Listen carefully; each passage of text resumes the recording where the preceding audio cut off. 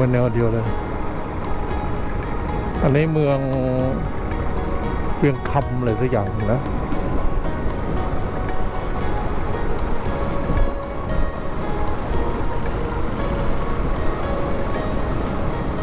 เราก็ตกเป๊ะเลยโอ้ย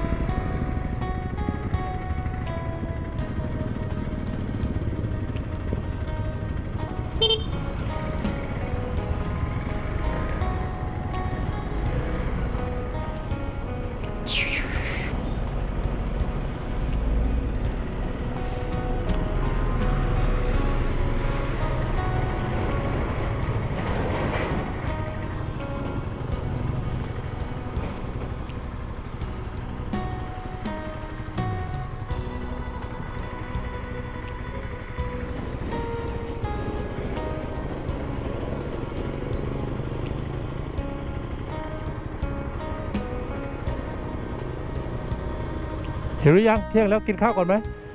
เนาะไปนี่หาปลาที่จอดเลย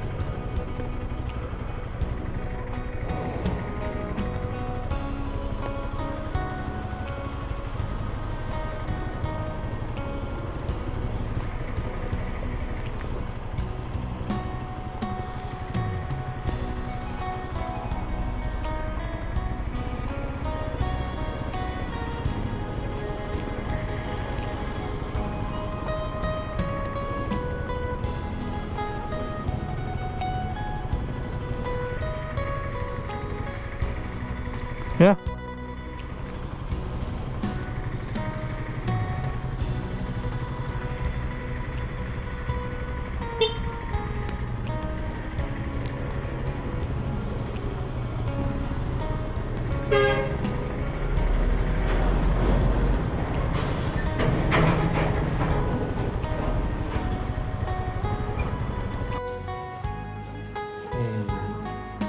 ข้าวปุ้นนะ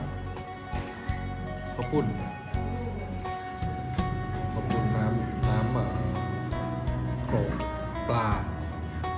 แล้วก็ใส่หน้าด้วยเนื้อหมูด้วยหน้าด้วยเนื้อหมูช่องบลุ่ม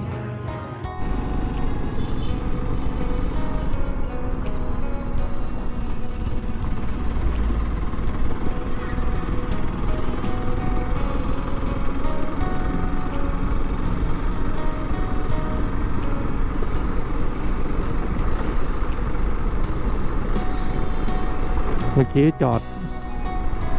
กินข้าวบ่าย ข้าวเที่ยง ที่แยกเมืองคำเนี่ยซุป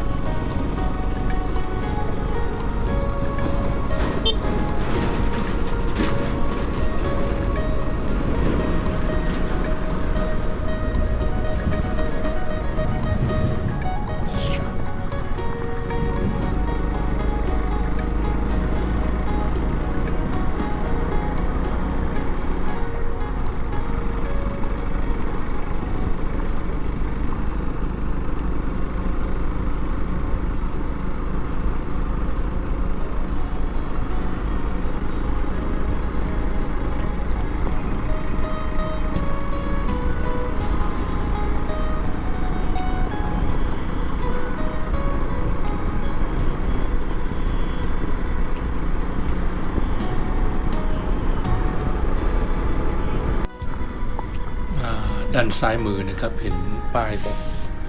บ่อน้ำร้อน ก็เลยแวะเข้าไปดูนะครับอยู่ด้านซ้ายมือนะบ่อน้ำร้อน เมืองคำชมแล้วอย่าลืมกดไลค์หรือกดยกนิ้วโป้งกดแชร์เพื่อแบ่งปันให้เพื่อนๆของท่านนะครับ และกด Subscribe หรือติดตามพร้อมกับกดสั่นกระดิ่งเพื่อแจ้งให้ท่านทราบเมื่อวินดี้มีคลิปใหม่ขอบคุณมากครับ